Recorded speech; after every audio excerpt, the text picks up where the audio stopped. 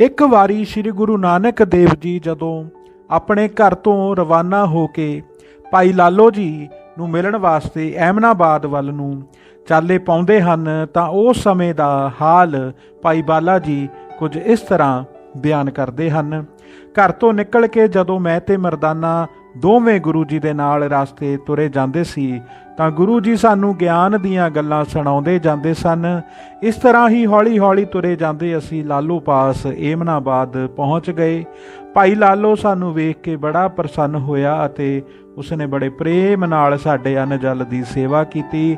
ਆਪਣੇ ਪਹਿਲੇ ਇਕਰਾਰ ਅਨੁਸਾਰ ਭਾਈ ਲਾਲੋ ਪਾਸ 5 ਦਿਨ ਠਹਿਰ ਕੇ ਗੁਰੂ ਜੀ ਸਾਨੂੰ ਨਾਲ ਲੈ ਕੇ ਢਾਕੇ ਬੰਗਾਲੇ ਨੂੰ ਤੁਰ ਪਏ। ਇਸ ਤਰ੍ਹਾਂ ਤੁਰਦਿਆਂ ਤੁਰਦਿਆਂ ਜਦ 3 ਦਿਨ ਬੀਤ ਗਏ ਤਾਂ ਮਰਦਾਨੇ ਨੇ ਭੁੱਖ ਨਾਲ ਵਿਆਕੁਲ ਹੋ ਕੇ ਮਨ ਵਿੱਚ ਕਿਹਾ ਕਿ ਇਸ ਤਰ੍ਹਾਂ ਭੁੱਖੇ ਰਹਿ ਕੇ ਇਹਨਾਂ ਦਾ ਸਾਥ ਮੇਰੇ ਪਾਸੋਂ ਕਿਸ ਤਰ੍ਹਾਂ ਨਿਭੇਗਾ, ਕਿਸੇ ਦਿਨ ਮੈਂ ਭੁੱਖਾ ਹੀ ਮਰ ਜਾਵਾਂਗਾ। ਗੁਰੂ ਜੀ ਨੇ ਮਰਦਾਨੇ ਦੇ ਅੰਦਰ ਦੀ ਜਾਣ ਕੇ ਪੁੱਛਿਆ, ਮਰਦਾਨਿਆ ਕੀ ਹਾਲ ਹੈ? ਮਰਦਾਨੇ ਨੇ ਕਿਹਾ, ਮਹਾਰਾਜ ਤੁਹਾਨੂੰ ਨਾ ਭੁੱਖ ਲੱਗਦੀ ਹੈ ਅਤੇ ਨਾ ਪਿਆਸ, ਪਰ ਮੈਂ ਤਾਂ ਭੁੱਖਾ ਮਰ ਚੱਲਿਆ ਹਾਂ। ਗੁਰੂ ਜੀ ਨੇ ਕਿਹਾ, ਮਰਦਾਨਿਆ ਧੀਰਜ ਰੱਖ, ਅਸੀਂ ਤੈਨੂੰ ਭੁੱਖਾ ਨਹੀਂ ਮਰਨ ਦਿਆਂਗੇ। ਜੇ ਤੂੰ ਭੁੱਖਾ ਮਰ ਜਾਏਗਾ ਤਾਂ ਅਸੀਂ ਤੈਨੂੰ ਜਿਵਾ ਲਵਾਂਗੇ। ਗੁਰੂ ਜੀ ਨੇ ਉਸੇ ਸਮੇਂ ਅੱਕ ਦਾ ਇੱਕ ਵੱਡਾ ਬੂਟਾ ਵੇਖ ਕੇ ਆਖਿਆ, ਜਾਓ ਉਸ ਅੱਕ ਦੀਆਂ ਖਖੜੀਆਂ ਤੋੜ ਕੇ ਖਾਓ ਅਤੇ ਭੁੱਖ ਦੂਰ ਕਰੋ। ਮਰਦਾਨੇ ਨੇ ਕਿਹਾ, ਮਹਾਰਾਜ ਮੇਰੇ ਨਾਲ ਮਸ਼ਕਰੀ ਕਰਦੇ ਹੋ, ਮੈਨੂੰ ਇਹ ਅੱਕ ਖੁਆ ਕੇ ਮਾਰਨਾ ਹੈ। ਗੁਰੂ ਜੀ ਨੇ ਹੱਸ ਕੇ ਕਿਹਾ, ਇਹਨਾਂ ਨੂੰ ਤੂੰ ਰੱਜ ਕੇ ਖਾ ਲਵੀਂ, ਪਰ ਲਾਲਚ ਕਰਕੇ ਪੱਲੇ ਨਾ ਬੰਨੀ, ਤੈਨੂੰ ਇਹਨਾਂ ਦੇ ਖਾਣ ਨਾਲ ਕੋਈ ਤਕਲੀਫ ਨਹੀਂ ਹੋਵੇਗੀ। ਹੁਕਮ ਮੰਨ ਕੇ ਜਦ ਮਰਦਾਨੇ ਨੇ ਬਹੁਤ ਖਖੜੀਆਂ ਤੋੜ ਕੇ ਬੜੇ ਸਵਾਦ ਨਾਲ ਰੱਜ ਕੇ ਖਾ ਲਈਆਂ ਤਾਂ ਫਿਰ ਉਸਨੇ ਲਾਲਚ ਕਰਕੇ ਕੁਝ ਤੋੜ ਕੇ ਪੱਲੇ ਵੀ ਬੰਨ੍ਹ ਲਈਆਂ। ਦੂਜੇ ਦਿਨ ਜਦ ਮਰਦਾਨਾ ਉਹਨਾਂ ਖਖੜੀਆਂ ਨੂੰ ਖਾਣ ਲੱਗਾ ਤਾਂ ਢਿੱਡ ਪੀੜ ਨਾਲ ਵਿਆਕੁਲ ਹੋ ਕੇ ਧਰਤੀ ਉੱਤੇ ਹਾਏ ਹਾਏ ਕਰਕੇ ਲੇਟਣ ਲੱਗਾ। ਗੁਰੂ ਜੀ ਨੇ ਉਸ ਨੂੰ ਵੇਖ ਕੇ ਕਿਹਾ, ਇਹ ਤੈਨੂੰ ਲਾਲਚ ਦਾ ਫਲ ਮਿਲਿਆ ਹੈ। ਮਰਦਾਨੇ ਨੇ ਆਖਿਆ, ਜੀ ਮੈਂ ਅਣਜਾਣ ਪੁਣੇ ਨਾਲ ਇਹ ਭੁੱਲ ਕੀਤੀ ਹੈ। ਗੁਰੂ ਜੀ ਨੇ ਉਸੇ ਸਮੇਂ ਇੱਕ ਹੋਰ ਅੱਕ ਦੀ ਖਖੜੀ ਆਪਣੇ ਹੱਥ ਨਾਲ ਤੋੜ ਕੇ ਮਰਦਾਨੇ ਨੂੰ ਖਵਾਈ, ਜਿਸ ਨਾਲ ਮਰਦਾਨਾ ਰਾਜੀ ਹੋ ਗਿਆ, ਉਸ ਦੀ ਢਿੱਡ ਪੀੜ ਹਟ ਗਈ। ਇਸ ਤਰ੍ਹਾਂ ਹੀ ਹਾਸ ਵਿਲਾਸ ਕਰਦੇ ਹੋਏ ਹੌਲੀ ਹੌਲੀ ਨਗਰਾਂ ਤੇ ਸ਼ਹਿਰਾਂ ਵਿੱਚ ਵਿਸ਼ਰਾਮ ਕਰਦੇ ਹੋਏ ਕਾਮਰੂਪ ਅਸਾਮ ਦੇਸ਼ ਵਿੱਚ ਜਾ ਪਹੁੰਚੇ ਅਤੇ ਇੱਕ ਨਗਰ ਦੇ ਬਾਹਰ ਬ੍ਰਿਛ ਹੇਠਾਂ ਆਸਣ ਲਾ ਕੇ ਬੈਠ ਗਏ। ਜਦ 2 ਘੜੀਆਂ ਬੀਤ ਗਈਆਂ ਤਾਂ ਮਰਦਾਨੇ ਨੇ ਕਿਹਾ, ਪ੍ਰਭੂ ਜੇ ਆਗਿਆ ਦਿਓ ਤਾਂ ਮੈਂ ਇਸ ਨਗਰ ਵਿੱਚੋਂ ਕੁਝ ਖਾ ਪੀ ਆਵਾਂ, ਮੈਨੂੰ ਭੁੱਖ ਨੇ ਬਹੁਤ ਸਤਾਇਆ ਹੈ। ਗੁਰੂ ਜੀ ਨੇ ਕਿਹਾ, ਮਰਦਾਨਾ ਇਸ ਪਿੰਡ ਵਿੱਚ ਨਾ ਜਾ, ਇੱਥੋਂ ਦੇ ਲੋਕ ਚੰਗੇ ਨਹੀਂ ਹਨ। ਜੇ ਜਾਵੇਂਗਾ ਤੇ ਕਲੇਸ਼ ਵਿੱਚ ਫਸ ਜਾਏਗਾ। ਮਰਦਾਨੇ ਦੇ ਬਹੁਤ ਹੱਠ ਕਰਨ ਦੇ ਗੁਰੂ ਜੀ ਨੇ ਕਿਹਾ, ਚੰਗਾ ਨਗਰ ਵੇਖਿਆ ਪਰ ਖਾਵੀਂ ਕੁਝ ਨਾ। ਮਰਦਾਨਾ ਚੰਗਾ ਜੀ ਆਖ ਕੇ ਸ਼ਹਿਰ ਵਿੱਚ ਚਲਿਆ ਗਿਆ, ਪਰ ਉਹ ਭੁੱਖ ਦਾ ਮਾਰਿਆ ਇੱਕ ਘਰ ਕੁਝ ਖਾਣ ਨੂੰ ਮੰਗਣ ਚਲਿਆ ਗਿਆ। ਅੱਗੇ ਉੱਥੇ 4 ਸੁੰਦਰ ਇਸਤਰੀਆਂ ਬੈਠੀਆਂ ਸਨ। ਮਰਦਾਨੇ ਨੂੰ ਵੇਖ ਕੇ ਇੱਕ ਨੇ ਕਿਹਾ, ਇਹ ਮੇਰਾ ਹੈ। ਦੂਜੀ ਨੇ ਕਿਹਾ, ਇਹ ਮੇਰਾ ਹੈ। ਇਸ ਤਰ੍ਹਾਂ ਤੀਜੀ ਨੇ ਕਿਹਾ ਤੇ ਚੌਥੀ ਨੇ ਝੱਟ ਹੀ ਉੱਠ ਕੇ ਮਰਦਾਨੇ ਦੇ ਗਲ ਵਿੱਚ ਧਾਗਾ ਬੰਨ੍ਹ ਦਿੱਤਾ।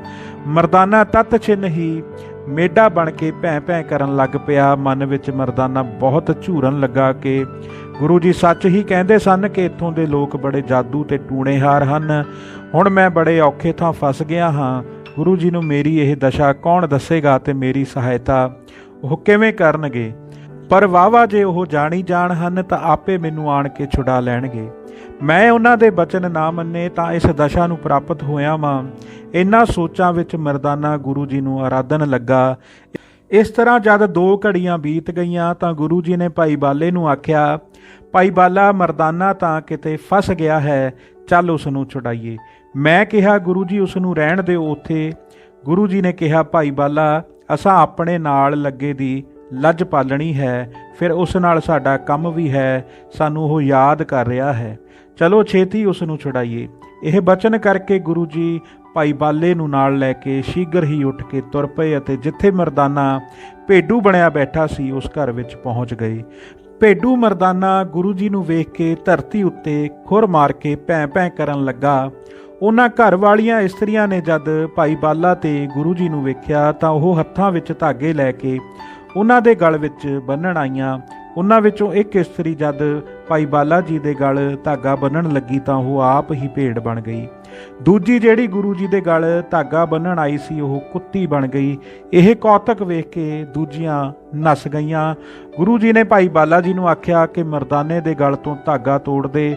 ਜਦ ਭਾਈ ਬਾਲਾ ਜੀ ਨੇ ਧਾਗਾ ਤੋੜ ਦਿੱਤਾ ਤਾਂ ਮਰਦਾਨਾ ਆਪਣੇ ਅਸਲੀ ਮਨੁੱਖ ਰੂਪ ਵਿੱਚ ਆ ਗਿਆ। ਉਪਰੰਤ ਜਦ ਉਹਨਾਂ ਇਸਤਰੀਆਂ ਦੇ ਮਾਲਕ ਆਏ ਤਾਂ ਉਹ ਆਪਣੇ ਘਰ ਵਾਲੀਆਂ ਨੂੰ ਭੇਡ ਤੇ ਕੁੱਤੀ ਬਣੀ ਹੋਈ ਵੇਖ ਕੇ ਬੜੇ ਚਿੰਤਾਵਾਨ ਹੋਏ। ਉਹਨਾਂ ਨੇ ਇਹ ਸਮਝ ਕੇ ਕਿ ਇਹ ਕੋਈ ਸੰਤ ਕੋਈ ਕਲਾਵਾਨ ਹਨ, ਗੁਰੂ ਜੀ ਦੇ ਚਰਨ ਫੜ ਲਏ ਅਤੇ ਬੇਨਤੀ ਕੀਤੀ ਕਿ ਸਾਡੀ ਭੁੱਲ ਬਖਸ਼ੋ। ਇਹਨਾਂ ਨੇ ਆਪਣੇ ਕੀਤੇ ਦਾ ਫਲ ਪਾ ਲਿਆ ਹੈ।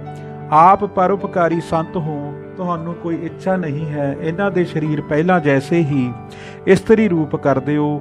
ਗੁਰੂ ਜੀ ਨੇ ਕਿਹਾ, ਤੁਸੀਂ ਸਿੱਖੀ ਧਾਰਨ ਕਰੋ, ਧਰਮਸ਼ਾਲਾ ਬਣਾਓ, ਸਤਸੰਗ ਕਰੋ, ਨਾਮ ਜਪੋ ਅਤੇ ਆਏ ਗਏ ਸਾਧ ਸੰਗਤ ਦੀ ਸੇਵਾ ਕਰਿਆ ਕਰੋ, ਫਿਰ ਤੁਸੀਂ ਬਖਸ਼ੇ ਜਾਓਗੇ ਅਤੇ ਅੰਤ ਨੂੰ ਤੁਹਾਡੇ ਗਲ ਵਿੱਚ ਜਮਾ ਦੀ ਫਾਹੀ ਨਹੀਂ ਪਏਗੀ। ਉਹਨਾਂ ਨੇ ਕਿਹਾ, ਮਹਾਰਾਜ ਜੀ, ਸਾਨੂੰ ਤੁਹਾਡੇ ਸਾਰੇ ਬਚਨ ਪ੍ਰਵਾਨ ਹਨ, ਇਹਨਾਂ ਨੂੰ ਪਹਿਲੀਆਂ ਵਰਗੀਆਂ ਹੀ ਬਣਾ ਦਿਓ। ਉਹਨਾਂ ਦੀ ਦੀਨ ਬੇਨਤੀ ਪ੍ਰਵਾਨ ਕਰਕੇ ਗੁਰੂ ਜੀ ਨੇ ਆਪਣੀ ਕਿਰਪਾ ਦ੍ਰਿਸ਼ਟੀ ਨਾਲ ਉਹਨਾਂ ਦਾ ਇਸਤਰੀ ਦਾ ਸਰੀਰ ਪਹਿਲਾਂ ਵਰਗਾ ਹੀ ਕਰ ਦਿੱਤਾ। ਇਹ ਕੌਤਕ ਵੇਖ ਕੇ ਸਭ ਇਸਤਰੀਆਂ ਪੁਰਸ਼ਾਂ ਨੇ ਗੁਰੂ ਜੀ ਦੇ ਚਰਨਾਂ ਤੇ ਮੱਥਾ ਟੇਕਿਆ ਤੇ ਚਰਨ ਪੌਲ ਲੈ ਕੇ ਸਿੱਖੀ ਧਾਰਨ ਕਰਕੇ ਧਰਮਸ਼ਾਲਾ ਬਣਾ ਕੇ ਰੋਜ਼ ਸਤਸੰਗ ਕਰਨ ਲੱਗੇ। ਜਦ 5 ਦਿਨ ਉੱਥੇ ਟਿਕ ਕੇ ਗੁਰੂ ਜੀ ਅੱਗੇ ਜਾਣ ਲੱਗੇ ਤਾਂ ਉਹਨਾਂ ਨੇ ਬੇਨਤੀ ਕੀਤੀ ਕਿ ਕੁਝ ਸਮਾਂ ਹੋਰ ਇੱਥੇ ਠਹਿਰ ਕੇ ਕਲਿਆਣ ਕਰੋ। ਗੁਰੂ ਜੀ ਨੇ ਕਿਹਾ, ਵਾਹਿਗੁਰੂ ਮੰਤਰ ਦਾ ਜਾਪ ਕਰੋ ਅਤੇ ਤਿਹਾਵਲ ਕੜਾ ਪ੍ਰਸ਼ਾਦ ਕਰਕੇ ਸ਼ਰਧਾ ਨਾਲ ਅਰਦਾਸ ਕਰਨੀ, ਤਦ ਤੁਹਾਡੇ ਮਨ ਦੀਆਂ ਸਭ ਕਾਮਨਾ ਪੂਰੀਆਂ ਹੋਣਗੀਆਂ। ਇਸ ਪ੍ਰਕਾਰ ਦਾ ਉਪਦੇਸ਼ ਦੇ ਕੇ ਗੁਰੂ ਜੀ ਅੱਗੇ ਸ਼ਿਵਨਾਬ ਰਾਜੇ ਨੂੰ ਤਾਰਨ ਲਈ ਤੁਰ ਪਏ। ਧੰਨ ਧੰਨ ਸ੍ਰੀ ਗੁਰੂ ਨਾਨਕ ਦੇਵ ਜੀ ਮਹਾਰਾਜ।